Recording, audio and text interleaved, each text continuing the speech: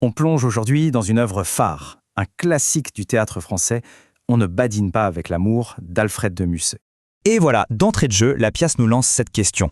Une question assez provocatrice. C'est vraiment le cœur du drame qu'on va explorer ensemble. Est-ce qu'on peut vraiment traiter l'amour comme un jeu sans se brûler les ailes? On va voir que oui, c'est un jeu, mais un jeu très dangereux. Alors, cette pièce, écrite par Alfred de Musset, ce n'est pas rien, c'est un classique absolu. Elle dissèque avec une précision quasi chirurgicale les passions, les caprices et surtout les conséquences, parfois terribles, des jeux de séduction. Mais pour bien saisir toute la portée de cette œuvre, il faut faire un petit retour en arrière. Il faut la replacer dans son époque. C'est indispensable pour comprendre le fameux contexte romantique. Et le voilà, Alfred de Musset. Il faut bien comprendre que ce n'est pas juste un auteur, c'est l'incarnation même du poète romantique. Sa propre vie, elle est marquée par des amours passionnés, douloureuses, et ça infuse tout ce qu'il écrit. On pense évidemment à sa relation ultra tumultueuse avec George Sand, une histoire d'orgueil blessé, de l'être enflammé, qui a tout l'air de se rejouer sur scène à travers ses personnages. En fait, il n'écrit pas sur l'amour, il l'écrit avec ses propres tripes, avec son propre sang. Et le romantisme? C'est exactement ça.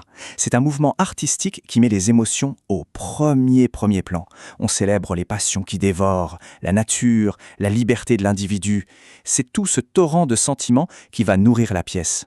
Bon, maintenant entrons au cœur du réacteur, là où tout se joue. La confrontation directe, frontale, entre l'amour et l'orgueil. Voici nos deux protagonistes, Perdita et Camille. Ils se connaissent depuis toujours, leur amour est une évidence, c'est presque un destin tout tracé. Sauf qu'après des années de séparation, leur retrouvaille, elles ne se passent pas du tout comme prévu.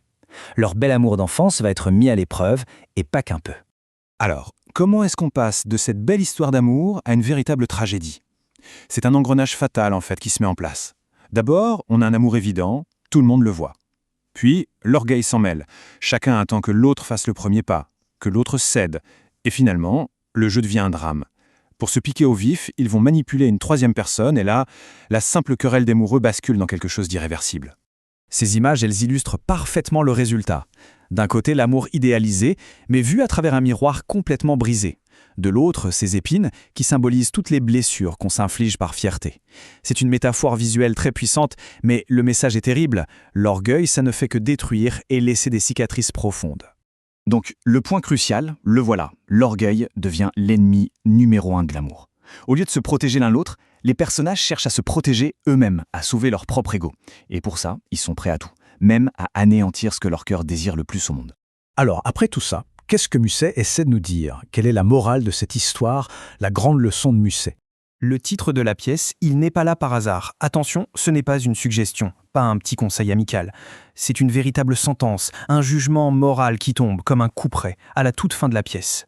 On ne badine pas avec l'amour. Musset prend ce qui était un simple proverbe populaire, une phrase qu'on disait comme ça, et il le charge d'une gravité tragique. À travers le destin de ces personnages, il nous montre que ces mots, ce n'est pas une exagération, c'est un avertissement mortel. Mais alors on pourrait se demander, une pièce de 1834, pourquoi est-ce qu'elle résonne encore avec autant de force aujourd'hui? En quoi ça nous concerne encore? Eh bien la réponse, elle est là. C'est parce que Musset a touché à quelque chose d'universel. Comme on le voit sur cette image, les émotions humaines, quand on les contient, quand on les refoule par orgueil ou par peur, elles ne disparaissent pas. Non, elles s'accumulent et elles se transforment en forces sauvages, incontrôlables et finalement destructrices. C'est précisément pour ça que la pièce est intemporelle.